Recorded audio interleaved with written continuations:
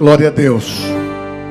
Meus irmãos queridos, nós vamos abrir a Bíblia no livro de Mateus, capítulo 14. E vou falar um pouco sobre Pedro. Estava preparando a mensagem e o Espírito Santo me deu essa direção para essa noite. Mateus, capítulo 4. 14, é só para saber se você está atento. Muito bom. Você realmente está atento. Aleluia. Mateus capítulo 14, versículo 22 em diante. E logo a seguir compeliu Jesus os discípulos a embarcar e passar adiante dele para o outro lado, enquanto ele despedia as multidões. E às despedidas, as multidões, subiu ao monte a fim de orar sozinho. E caindo a tarde, lá estava ele só. Entretanto, o barco já estava longe, a muitos estádios da terra, açoitado pelas ondas, porque o vento era contrário. Na quarta vigília da noite, foi Jesus ter com eles, andando por sobre o mar. E os discípulos, ao verem andando sobre as águas, ficaram aterrados e exclamaram: é um fantasma. E tomados de medo, gritaram. Mas Jesus imediatamente lhes disse: tende bom ânimo, sou eu, não temais. Respondendo-lhe Pedro, disse: se és tu, Senhor, manda-me ter contigo por sobre as águas. E ele disse: vem. E Pedro, descendo do barco, andou por sobre as águas e foi ter com Jesus. Reparando, porém, na força do vento, teve medo e, começando a submergir, gritou: salva-me, Senhor. E prontamente Jesus, estendendo a mão, tomou-o e lhe disse: homem de pequena fé, por que duvidastes? Subindo ambos para o barco, cessou o vento, e os que estavam no barco adoravam, dizendo: verdadeiramente és filho de Deus. Os irmãos podem se assentar. Glória a Deus. Nós vamos falar nessa noite sobre a vida de Pedro e algumas experiências que ele teve na sua vida. Já que fizemos a consagração, é importante também a gente salientar, quando você tem um filho, procure orar a Deus, escolher um nome bíblico, um nome que dê um significado de proteção, um significado que tenha realmente a extensão da promessa na vida das nossas crianças. Não é obrigatório, mas é bom que se coloque nomes que a criança, quando ela crescer, fala assim: eu quero manter meu nome. E tem alguns nomes muitas vezes colocados, principalmente lá do Nordeste, quando a gente vai conversar com o pessoal. Não, eu tenho a liberdade. Eu perguntei assim: mas qual que é o seu nome? Eles colocam o nome do guitarrista, ele coloca os nomes de pessoas, muitas vezes, que não tem nenhum significado. E muitas vezes não é vergonhoso trazer uma mensagem ou uma comparação como essa. Sabe por quê? A Bíblia fala que o povo perece por falta de conhecimento. E quando nós temos essa conscientização, quando nós somos norteados para tomar uma decisão desde o começo, isso se torna cada vez mais fácil. Não é verdade? E glória a Deus, eu fico feliz. E vamos falar sobre Pedro, que significa uma rocha, uma pedra, Petros, e também ele denominou como Cefas, mas antes ele era conhecido como Simão. Vamos começar uma história em que devemos investir para nós termos o resultado disso. Pedro não nasceu um homem vitorioso como muitos pensam. Ele era uma pessoa que estava à mercê de um espírito de religiosidade, era um trabalhador, porém, vivendo dentro dos princípios de Moisés, mas isso não mudou a vida dele. Isso não estava mudando em nada a vida dele. E Jesus, quando começou também o seu ministério com uns 30 anos, contemporâneo na idade de Pedro e dos outros discípulos. A Bíblia diz que João Batista estava batizando. E João Batista sempre falava claramente: eu estou preparando o caminho do Cristo, do Messias, daquele que há de vir. Eu sou aquela voz que clama no deserto. Eu sou aquela voz que você precisa entender que eu não quero glória para mim mesmo. Eu estou preparando o caminho de alguém que vocês vão conhecer. E a Bíblia diz que João Batista e Jesus, eles tinham parentesco. Mas eles só se viram depois, quando estavam grandes. Mas teve um dia especial, quando Jesus iniciou o seu ministério. João Batista viu, e Jesus foi até ele para ser batizado, imergido nas águas. Jesus foi até ele, e no dia do batismo, ele foi batizado nas águas. É bom observar, Jesus não era pecador. Jesus não pecou. Mas ele se batizou para que se cumprisse todas as Escrituras. E ele foi até João Batista. A Bíblia ensina, em 2 Coríntios 5, 27, ele diz que ele se fez pecado por nós. E é justiça de Deus. Então, quando João Batista olhou para aquele que estava se dirigindo a ele, ele viu Jesus. E ele disse, apontando: este é o Cordeiro de Deus, que tira o pecado do mundo. E quando fez isto, mexeu com alguns discípulos de João Batista. Eles ficaram admirados de João Batista reconhecer aquele homem. E aconteceu um fato interessante que é contado no primeiro capítulo do Evangelho de João. Que quando João Batista aponta dizendo que Jesus era o Cordeiro de Deus, ele percebeu que ao sair dali, ele estava sendo seguido. Ele estava sendo seguido. E quando ele percebeu que duas pessoas estavam próximo a ele, seguindo, ele olhou para a pessoa e parou e disse: a quem buscais? Por que vocês estão me seguindo? E Jesus teve a oportunidade de contar o seu objetivo nessa terra. E quando ele ouviu essa história, um deles era André, que era irmão de Simão. Todos pescadores. E o que aconteceu? Ele ficou tão tocado pelo poder da palavra que ele foi chamar o irmão, que era Simão, futuramente Pedro.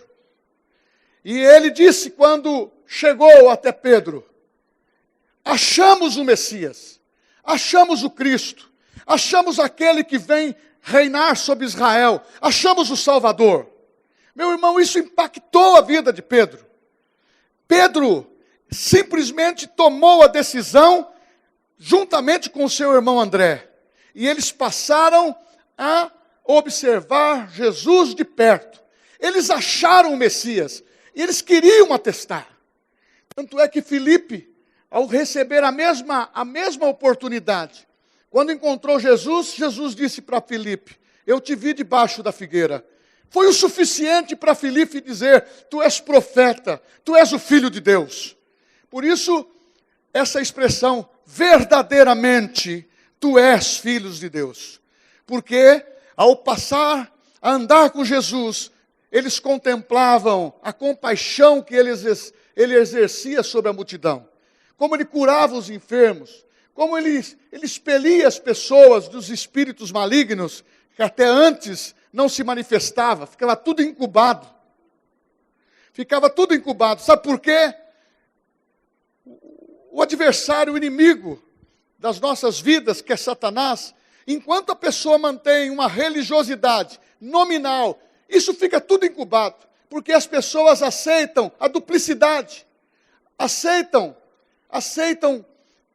manifestações negativas, místicas, e não compreendendo, não sabendo que muitas vezes a pessoa, buscando em fonte errada, ele vai sobrecarregar a sua vida com opressão, com perturbação e muitas vezes até possessão de demônios. E naqueles dias Jesus começou a expulsar, levar o seu amor, e Pedro ficou encantado. Achei o Cristo, achei quem estava faltando dentro do meu coração. Porque esta é a mesma experiência que nós temos hoje. Mesmo no estágio que você encontrou Jesus, havia um vazio dentro de você. E quando você encontrou Jesus, essa palavra que não é imposta, ela não é obrigatória, mas ela dá o direito de você escolher, da pessoa aceitar Cristo como Salvador pessoal e ter uma mudança de vida. E eu denominei essa mensagem como: invista numa fé que faz a diferença. Invista numa fé que faz transformação. Porque Pedro teve a sua vida mudada. Primeiro, quando Jesus encontrou, ele observou que Pedro ele era um homem de decisões rápidas. Ele era um homem que precisava ser lapidado pela sua palavra, pelos seus ensinamentos. E assim começou o tratamento. É assim que também começa a nossa inclusão em Cristo. Nós encontramos o Cristo e a nossa vida passa a ser transformada, lapidada. Nós vamos deixando os vícios, nós vamos deixando os maus hábitos, o linguajar que é um linguajar mundano, e você passa a ter uma identidade agradável, uma identidade diferente. Não porque você quer plagiar outras pessoas, é porque Jesus transforma de dentro para fora, ele transforma o coração. E Pedro, uma das coisas que Jesus fez para ele, mudou o nome dele. Até eu fico encantado com alguns casos na Bíblia, como Deus mudou o nome de Jacó, que era Jacó, significava suplantador, enganador. Deus mudou para Israel, e diz a palavra que ele lutou como um príncipe. Então, a gente vê que em alguns casos foram necessários pessoas mudar até o nome. E Deus, através da sua graça, o mudou de uma maneira muito amorosa. E Pedro passou por muitas situações. Agora, Pedro era pescador, mas ele tinha um padrão de vida bom. Porque naquela época, quem possuía um barco ou redes, ele tinha um negócio de pesca. Ele era sócio do irmão. A Bíblia diz também que ele teve outros sócios que são discípulos, que eles falaram entre si e se converteram. Ele tinha um negócio. E aonde ele habitava, eles tinham um comércio muito forte com os gregos na pesca. E uma dos grandes milagres que aconteceu, Pedro andando com Jesus, teve um dia, isso está em Lucas capítulo 5, diz o título lá como pesca maravilhosa. Ele passou a noite inteira e não havia sido bem sucedido na sua pesca. E os demais que estavam perto deles também não. E Jesus chegou e deu uma orientação. Olha, você está lançando a rede no lugar errado. E Pedro argumentou: estou aqui, passei a noite toda e não pesquei nada. Mas, olha, Jesus insistiu: você lance a rede. E a Bíblia diz que sob a palavra de Jesus, ele lançou a rede. Foi a sua maior pesca. A rede quase, ela rasgou-se, de tanto eram os peixes que tinham na rede. Foi necessário chamar os outros colegas de pesca para todos serem abençoados. Por que eu estou contando isso? Deus marcou a vida dele. Começou a marcar. Mas nesse período ainda, Pedro não estava transformado. Pedro ainda tinha várias frustrações dentro dele. Mas ele precisava ter um recomeço.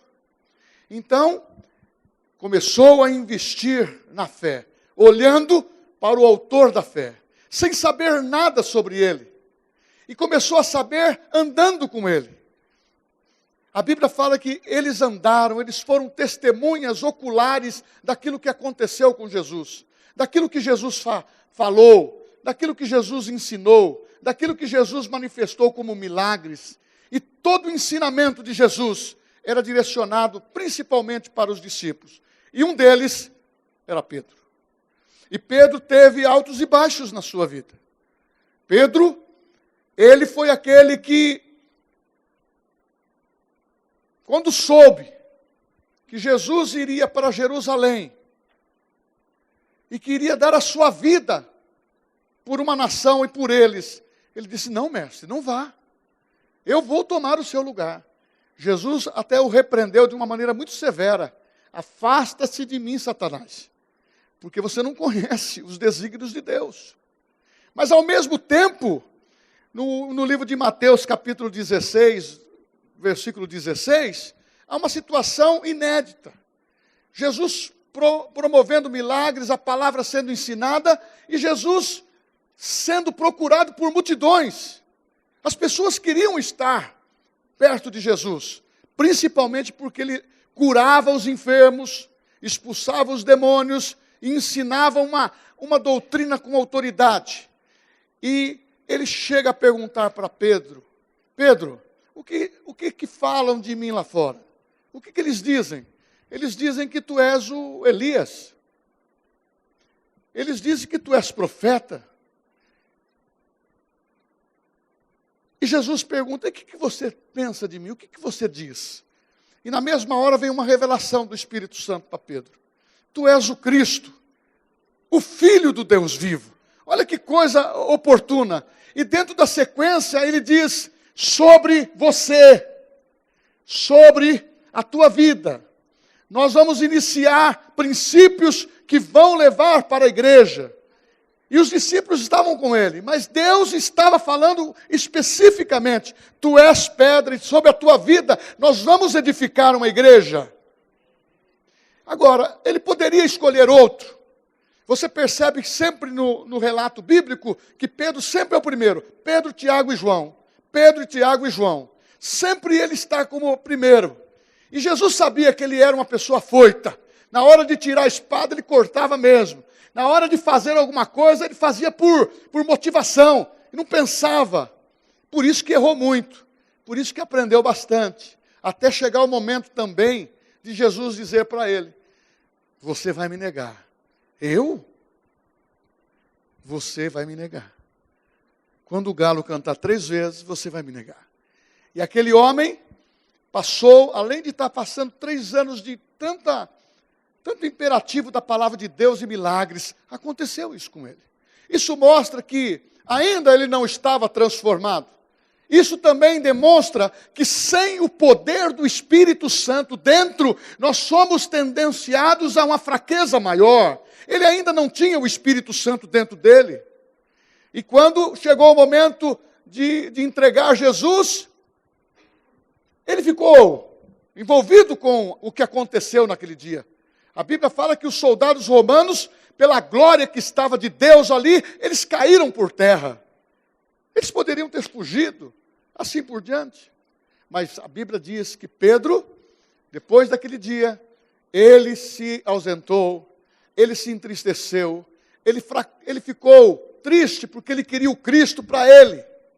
Mas enquanto o Cristo estava sendo revelado, e para eles, e eles não tinham entendimento, que o Cristo era para ser universal, para todas as nações, para que todos vejam que Ele é o Filho de Deus, e as pessoas se decidam a tê-lo no coração e ter uma vida transformada. E Pedro, simplesmente quando estava ali, num lugar próprio onde estava Jesus, entregue a ser condenado, ele negou que não tinha nada com Jesus para os domésticos que estavam ali, por 3 vezes. Não, nem o conheço. Não estive, mas você parece com ele. Você fala como ele. Você estava com ele. Não, eu não conheço ele. Mas Jesus, quando estava naquele momento, que ele negou por 3 vezes, o galo cantou. E o olhar, diz a Bíblia, que o olhar de Jesus naquela hora foi altamente suficiente para olhar os olhos de Pedro. Os dois olharam um para o outro. Mas não foi um olhar de condenação. Foi um olhar de dizer: você está aprendendo ainda, Pedro? Eu te amo, Pedro. Você vai precisar. Porque eu quero que você saiba que Deus opera nas nossas fraquezas. E esses exemplos bíblicos que nós estamos vendo são exemplos que nos mostram que se você não se fortalecer em Cristo, na sua palavra, nos princípios de poder do sobrenatural de Deus, você está exposto a uma tentação ou você está exposto a ceder. E se você ceder para o mundo, você está muitas vezes inclinado a perder. Agora, ele errou. Mas vamos ver aqui a grande vitória. Qual foi a vitória? Meu irmão, que quando Jesus ressuscitou, mandaram avisar as mulheres, o Cristo não está mais no túmulo, ele ressuscitou. E essas mulheres correram até lá. Pedro também correu até lá. Por quê? O recado foi dado. Avisa aos discípulos e para Pedro que o Mestre, o Cristo, ressuscitou. Era a importância do amor de Cristo para Pedro. Tanto é que Jesus amava tanto Pedro, que na ressurreição, para que ele soubesse que ele estava ali, realmente ressuscitado, a Bíblia diz num texto de João, que ele deixou o lenço ali, para Pedro ver, que era o costume de Jesus e dos judeus, para dizer, eu vou voltar, eu ressuscitei.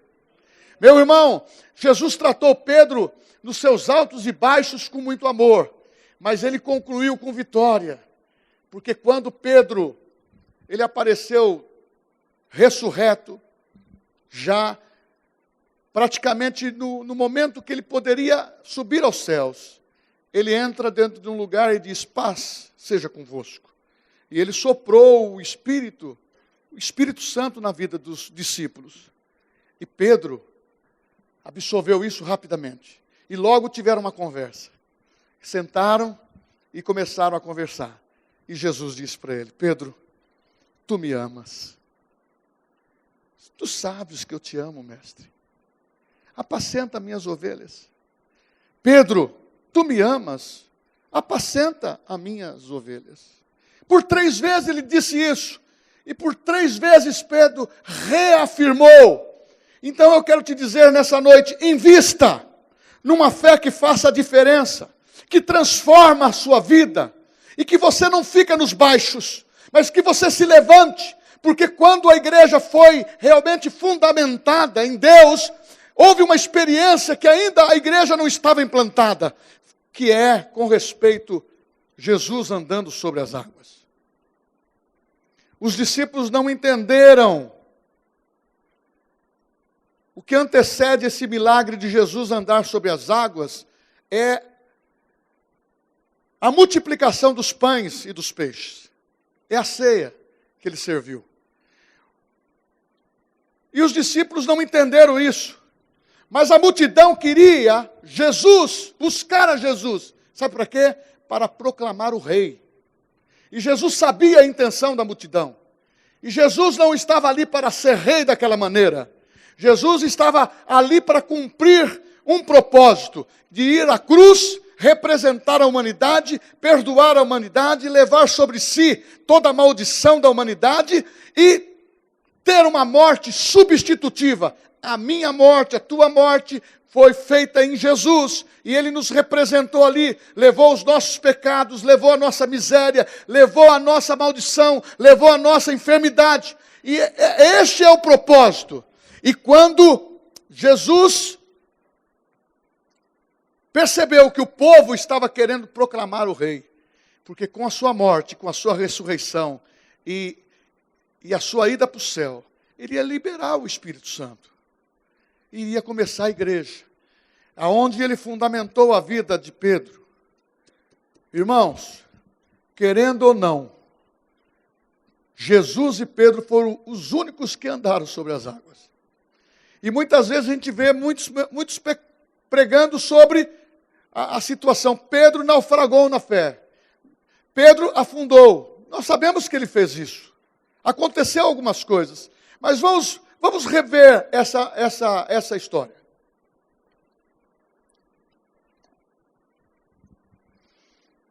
Jesus, diz a Bíblia, que depois da multiplicação dos pães e dos peixes, ele dá uma ordem para os discípulos.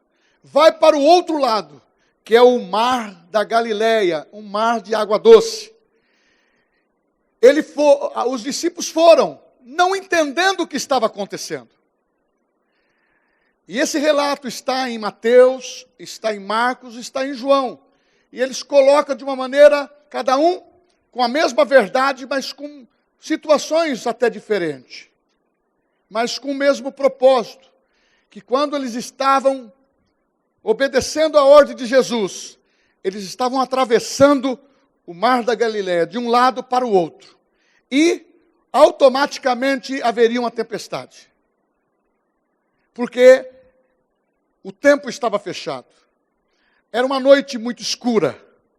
E quando eles estavam quase chegando no meio do lago, a tempestade veio, os ventos fortes. E isto trouxe medo na vida de pescadores profissionais. Você imagina isso? Eu tive um grande medo como esse. Daniel tem 34 anos, há 33 anos atrás, eu estava num afluente do rio Madeira, e saímos de um afluente e entramos no rio Madeira, que era um rio grande lá no Acre. E de repente entrou eu nunca vi, primeira vez, uma tempestade num rio de água doce. E nós estávamos no meio, assim, 40 metros da margem do rio, e as poitas, da onde nós estávamos no barco, que era um barco de 15 por 20 por 35, esse barco, as poitas quebraram, porque o vento e a água começou a se levantar. E foi à noite, nós estávamos dormindo. Quando o temporal veio, todo mundo acordou. E o barco que nós estávamos, vamos dizer como barco grande, ele começou a correr. E o pessoal falava assim, olha, a 10 ou 15 quilômetros para baixo tem uma cachoeira. Eu falei, ô Senhor Deus, estou na roça, vou deixar minha mulher viúva. Irmãos, eu vi aquilo à noite, batendo no barco, e eu não tinha como fazer. Eu simplesmente peguei o salva-vida. Nessa hora, você pode saber nadar, mas se você cair no rio, você dançou. Eu pus o salva-vida e fiquei firme. Sabe fazendo o quê? Orando. Deus, tenha misericórdia, Deus. Eu vim aqui numa empreitada profissional, porque aqui em Bauru tinha umas 10 pessoas que tinham um garimpo de ouro. E eu fui para lá implantar isso, porque eu tenho um irmão que é militar, que tem uns 72 anos hoje, e eu queria empregá-lo, porque ele já estava aposentado. Mas eu tinha que ir na primeira viagem, na segunda, na terceira, para conhecer o negócio. E saber como que faz, para mim também saber como que vai manter vigilância do negócio. Mas, irmãos, ali eu peguei 5 malárias, mas naquele rio eu tremi. Eu tive medo. Por quê? Porque eu tive medo de não voltar. E eu lendo hoje, eu estava pensando nisso. Eu vi Pedro falando assim, tive medo, os discípulos teve medo.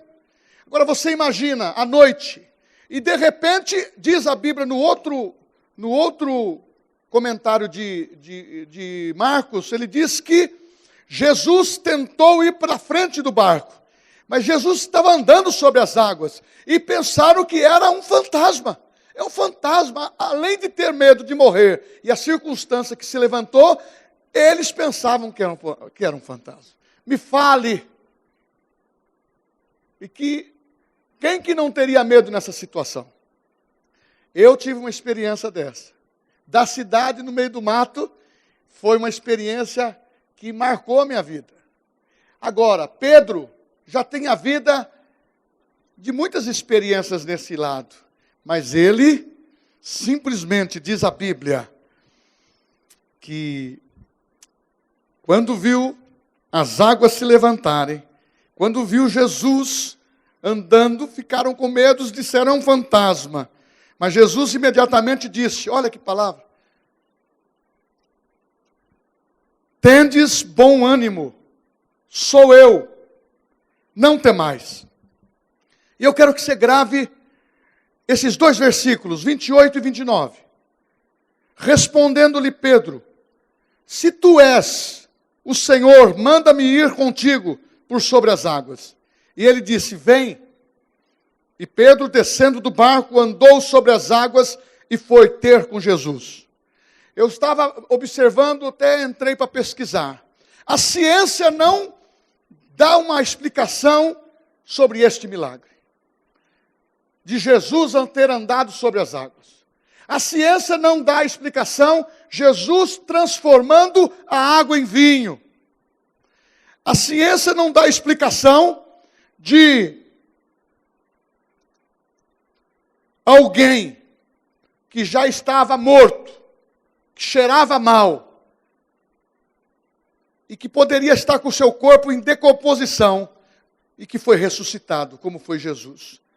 Então, eu até disse o seguinte: é simplesmente milagre. E milagre você não explica, você crê. É isto que Pedro começou a viver. Ele investiu na diferença, que olhar para a fé era melhor. E esta fé transformou a vida dele. Talvez a sua personalidade seja um pouco mais difícil de tratar. Talvez você já aceitou Jesus, mas está vivendo ondulações, oscilações. Talvez você está vendo fantasma. Talvez você está andando um pouco deprimido, porque coisas que você quer fazer e alcançar e chegar não estão acontecendo. Mas você precisa aprender que se você estiver vendo fantasma, não crendo na verdadeira essência da palavra, isso traz medo, isso traz desconforto. E não só para um, mas para todos. Isso contagia a família. Porque quando o pai vê o filho desestabilizado, cria uma condição tão desconfortante dentro de casa. Mas se esse pai e essa mãe é cristã, ela tem que buscar a Deus e orar sobre o filho, e ensinar a palavra, e motivá-lo a permanecer firme nos princípios do Senhor Jesus. Porque se você sair dele, você não suporta a pressão do vento. Você precisa crer que milagre é milagre. E o maior milagre que Jesus fez foi transformar a minha vida, transformar a tua vida, porque nós éramos destinados a sermos perdedores e irmos para o inferno. Mas Ele nos perdoou e nos disse: você é vencedor, eu acredito em você e você vai para o céu. Ele destinou a nossa vida para um dia melhor, para um futuro melhor, porque Deus, Ele quer te ver pelo presente, e o seu futuro está garantido. Mas Satanás quer te ver pelo passado, aquilo que você fez de errado, aquilo que você errou e que te comprometeu. Está na hora de dar um basta com o passado. A verdadeira cura interior é aquela que você aceita Jesus, deixa o Espírito Santo estar no teu coração e corta o passado da tua vida. Se precisar, faz uma confissão com Jesus. Jesus, eu tenho problema nessa área, ainda me persegue. Ele vai te dar graça para você ser curado nisso. Porque a Bíblia diz que o poder de Deus se aperfeiçoa na fraqueza. E quando você tem fraqueza, quando você tem necessidade, Ele está pronto para ajudar. E eu digo para você: saia do barco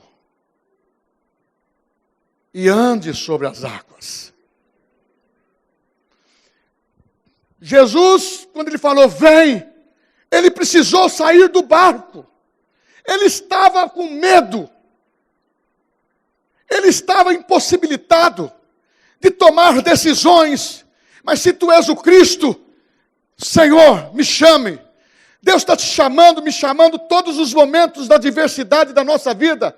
Ele faz você sair do baixo para entrar, para estar em cima. É o que diz a Bíblia, para ser cabeça e não cauda. Para você estar naquela posição de necessitado ou desvalido, para você se assentar na mesa do Senhor e começar a dizer: eu tenho o que a Bíblia diz que eu tenho, eu posso o que a Bíblia diz que eu posso, eu vou chegar no meu objetivo, tirar a frustração do coração, tirar a depressão do coração, tirar o medo do coração. Saia do barco. Está na hora de você investir naquilo que vai trazer diferença na tua vida, que é transformação. Você precisa tomar uma atitude. E quando Pedro andou sobre as águas, meu irmão, Ele estava já conotando o que a igreja ia viver, a igreja de Cristo, um poder sobrenatural, para que tudo que estivesse acontecendo ao seu redor teria que se resolver não pela força física, não pelo intelecto, mas pelo poder da palavra. Vós estáis límpidos pela minha palavra, em você está poder, em você está o poder de Deus. Você se recorda que ele disse que você faria obras que ele fez? E fariam obras maiores?